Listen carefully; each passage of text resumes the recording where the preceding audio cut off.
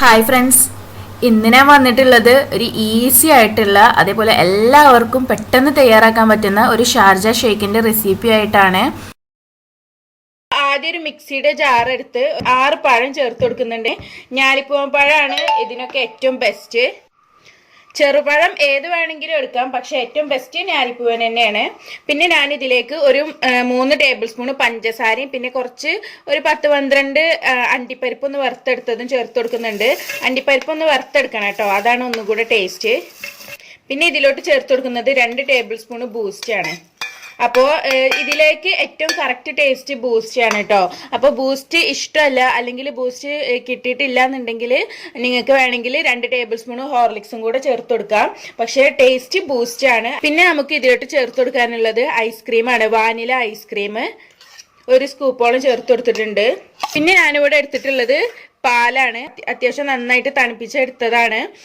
പിന്നെ ഓവറായിട്ട് തണുപ്പ് വേണ്ടെന്ന് കരുതിയിട്ടാട്ടോ ഞാൻ നന്നായിട്ട് കട്ടാക്കി എടുക്കാത്തത്, അല്ലെങ്കിൽ ത്രോട്ട് പെയിൻ ആണ്. അതിൻ്റെ ഇടയിൽ കൂടി ഇങ്ങനെയും പാടെ ആകുമ്പോൾ നല്ല ബുദ്ധിമുട്ടാണ്, അതുകൊണ്ടാണ്. അപ്പോൾ ഇവിടെ ഞാനൊരു 1/2 ലിറ്റർ പാലാണ് എടുത്തിട്ടുള്ളത്. അതിൽ പകുതിയോളം ഒഴിച്ചു കൊടുത്തിട്ടുണ്ട്. ഇനി ഇത് നന്നായിട്ട് അരച്ചെടുക്കുക, എന്നിട്ട് ബാക്കി പാൽ ഒഴിച്ചുകൊണ്ട് അരച്ചെടുക്കാം. ഇല്ലെങ്കിൽ അങ്ങോട്ടും ഇങ്ങോട്ടൊക്കെ തെന്നി പോയിട്ട് പഴമൊന്നും ഫുള്ള് അരഞ്ഞു കിട്ടൂല. അപ്പൊ ഇതാട്ടോ ഒന്ന് അരച്ചെടുത്തിട്ടുണ്ട്. ഇനി നമുക്ക് ബാക്കി പാലും കൂടെ ഒഴിച്ചെടുത്തിട്ട് നന്നായിട്ട് അരച്ചെടുക്കാം.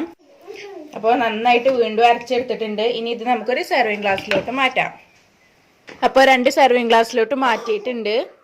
ഇതൊരു 4 ഗ്ലാസ് ഉണ്ടാവും കേട്ടോ. കുറച്ച് വാനില ഐസ്ക്രീം കൂടെ ഒന്ന് മുകളിൽ വെച്ച് കൊടുത്തിട്ടുണ്ട്. ബൂസ്റ്റ് പൗഡർ കേട്ടോ.